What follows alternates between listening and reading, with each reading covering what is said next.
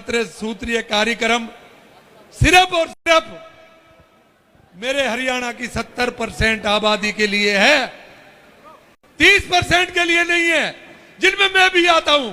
मुझे नहीं चाहिए ये, लेकिन मेरे अपनों को ये चाहिए, जिसके लिए मैं तुम्हारे बीच में आया हूं। के लिए आए हैं, अपने प्यार की खातिर आए हैं, मुझे सम्मान देने आए, मैं उनका आभारी बन जाना, अपनी माता का रखवाला, और जब तक जागे तेरा पड़ोसी, बेटा तू ना सोना। तो मैंने अपने पोते को कह दिया कि अगर दादा से कुछ बाकी रह जाए तो इस हरियाणा के उस विश्वास को बेटा पोते तू पूरा कर जाना, और अपने दादा की बात को रख जाना।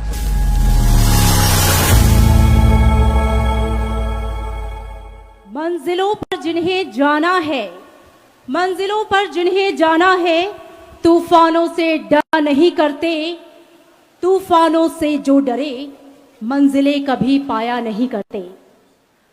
आप सभी को पता है कि आज का दिन ऐतिहासिक क्यों है। आज पूर्व कैबिनेट मंत्री, आपका अपना भाई, आपका अपना बेटा करतार सिंह भड़ाना अपनी 17 सूत्रीय मांगों के साथ आपके बीच कुछ ही पलों में वो उपस्थित हों। वो हुकूक जो हमें नहीं मिला, उसके लिए लड़ने, संघर्ष करने, अपनी आवाज को बुलंद करने आज आपका अपना बेटा करतार सिंह भड़ाना, जो कि यहाँ पे उपस्थित होंगे, और उसके बाद एक ऐसा मंथन, एक ऐसा चिंतन, एक ऐसा वार्तालाप चलेगा कि आज का दिन इतिहास के पन्नों में दर्ज हो जाएगा। इस वीरों की धरती पे, जिसको मेवात कहते हैं, क्या ये हजरतें जब परवरदिगार के प्यारे हो गए थे तो वो नूह हो गए थे, और उन्हीं के नाम पे ये नूह है।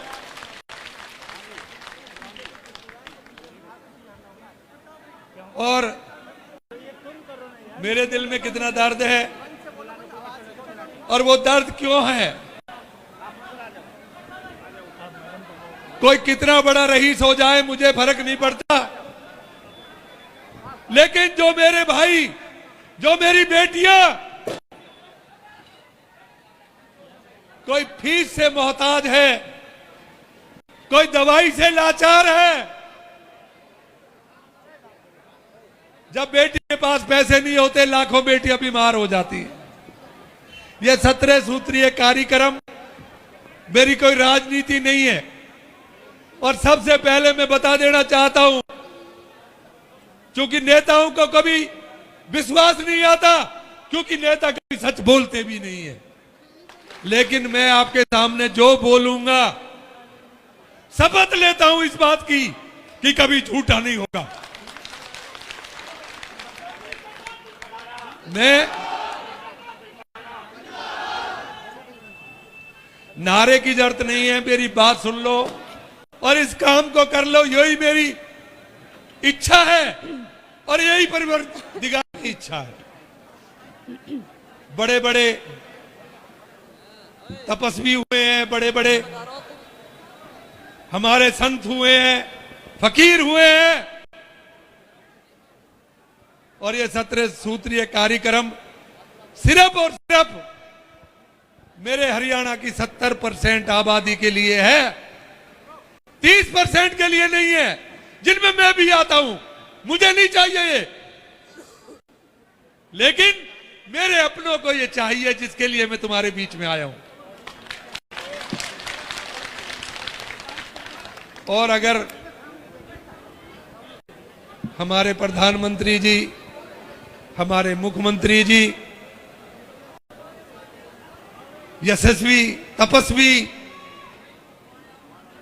इस धरती को बाखूबी, इस इलाके को बाखूबी देखा हुआ है, और मैं उनसे उम्मीद करता हूं और परवरदिगार से प्रार्थना करता हूं, मैं कन्हैया से प्रार्थना करता हूं कि मेरे परमपिता परमात्मा, मेरे कन्हैया, अगर तू वाकई दुनिया में विराजमान है, तो इसको पूरा कराना और मेरे प्रधानमंत्री और मेरे मुख्यमंत्री के दिल में मेरी इस जनता के लिए, इस हरियाणा के लिए प्यार जगा देना और वो इसको कर दे।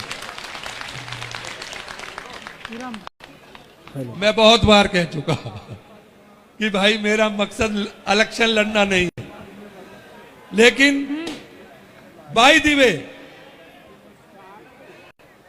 ये मेरा इलाका दक्षिण पश्चिम में पड़ता है और मेरे पूर्वजों ने कहा है, हमारे पूर्वजों ने कहा है कि जब भी कोई नया काम करो, कोई अच्छा काम करो, तो दक्षिण और पश्चिम से उत्तर पूर्व के लिए जाना, पीछे के लिए कभी मत हट जाना।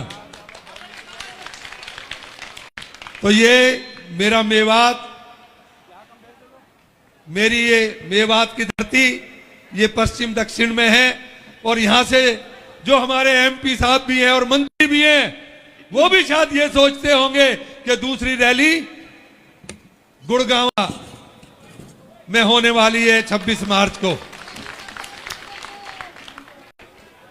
और उनका भी सोचना ठीक है कि ये भी तीनों कॉन्स्टिट्यूंसी उन्हीं की कॉन्स्टिट्यूंसी में आती है, और जो अगली 4 है वो भी उसी में आती है, और उसके बाद अगर बावल जाऊंगा तो वो भी उसी में ही आती है।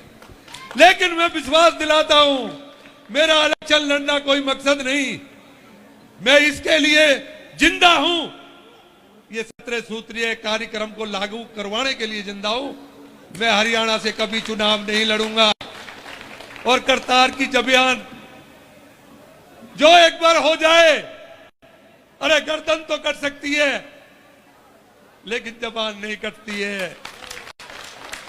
मेरा ही एक भाई कहने लगा कि जनता जब तुम्हें लड़ाएगी तो तुम्हें भी लड़ना पड़ जाएगा। मैंने कहा रे तू मेरे को 40 साल से जानता है, मेरा बहुत अजीज है, अगर तू ही ऐसा सोचता है तो किसी के सोचने में क्या दिक्कत है। तो हरियाणा से तुम्हारा ये करतार बढ़ाना, बड़े बुजुर्गों का बेटा, हम उम्र का भाई, बच्चों के लिए परवरदिगार से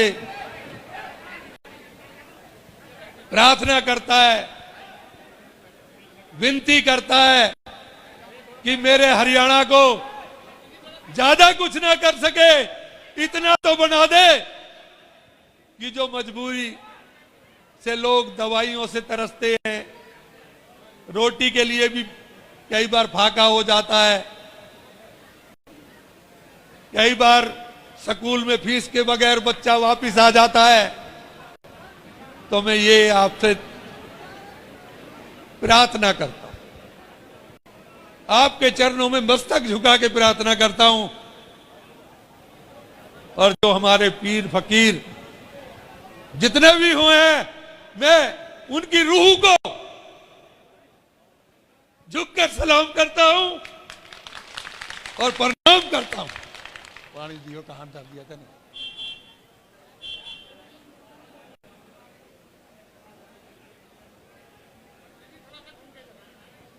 अरे मेरे जो ना, तो वो भी ऊपर से देख रहे होंगे कि मेरा हरियाणा जिस चीज से भी वंचित है उसको वो पूरा करने का वादा कर चुके हैं मेरे से, क्योंकि वो खुद तो नहीं आते, लेकिन ये जो जन सलाब आज इसके लिए आया है, ये उनकी मर्जी है, वो दिलवाना चाहते हैं, ये इस बात की गवाही है।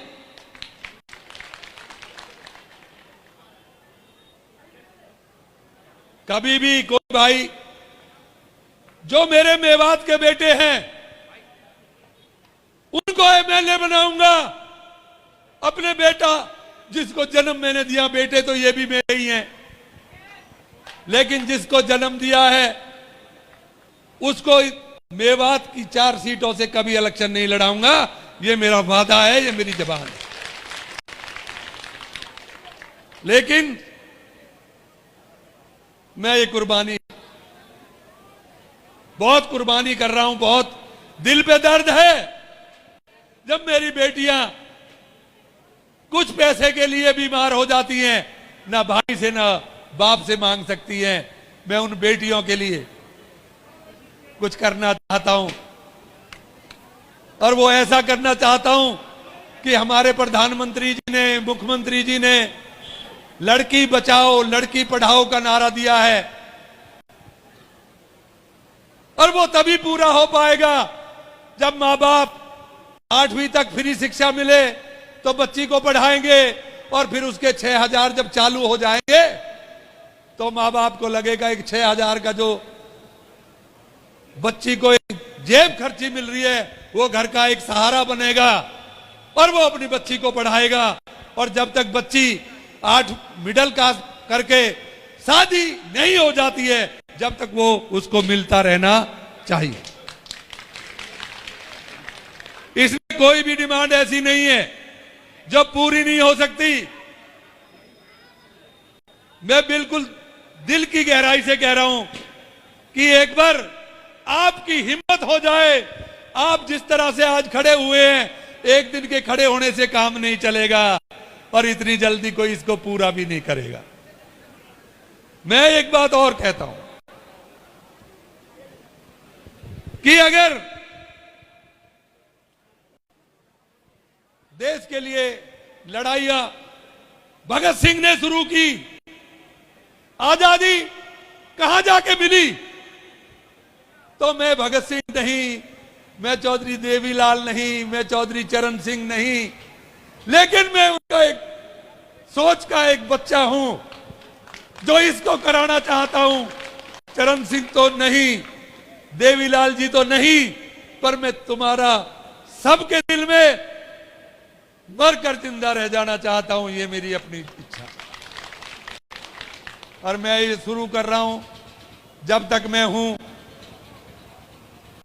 जब तक तो मैं इसमें करता रहूंगा, लेकिन परमात्मा परवरदिगार अगर कहड़ा पड़ जाए और इसमें कोई टाइम लग जाए पूरा होने में, तो ईमानदारी से इसको जब तक पूरा ना करा लो, जब तक मेरी कुर्बानी भी अगर हो जाए तो उसको अकारत मत जाने देना, ये मेरा आपसे वादा।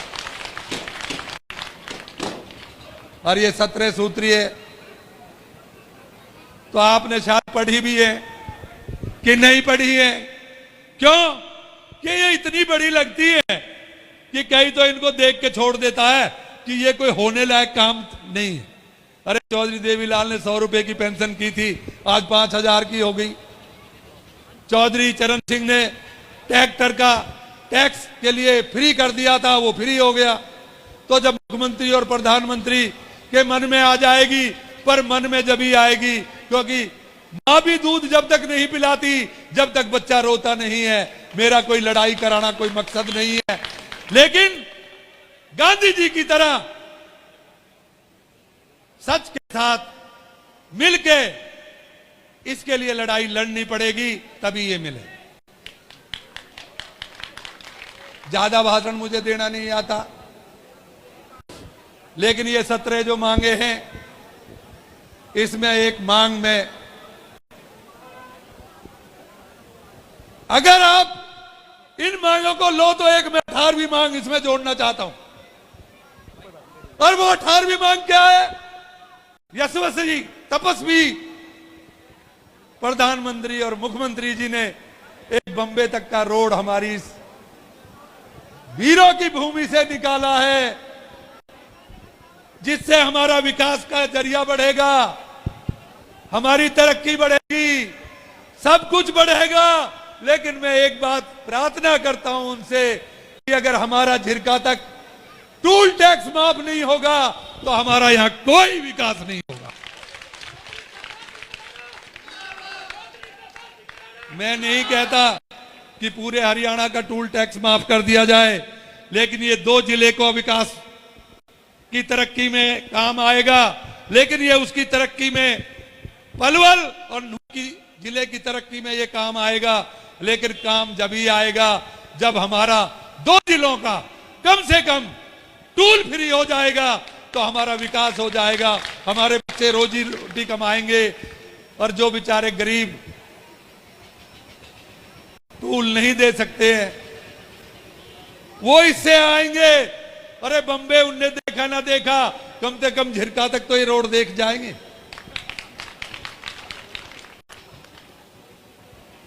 तो आप किसी के भी दिल में अगर कोई बात है तो आप मुझसे पूछ सकते हैं, लेकिन दिल में यह सोच लेना कि करतार ने जन्म तो चम्माराम बली की कोख से लिया, लेकिन मैं धर्म का वो भाई हूं जो धर्म का तो धोखा दे सकता है, लेकिन करतार भड़ाना ने ना तो धोखा दिया कभी, ना झूठ बोला कभी, और ना जब तक जिएगा बोलेगा कभी। ऐसे ही तमाम बड़ी खबरों को जानने के लिए हमारे चैनल एन भारत न्यूज को सब्सक्राइब करें। धन्यवाद।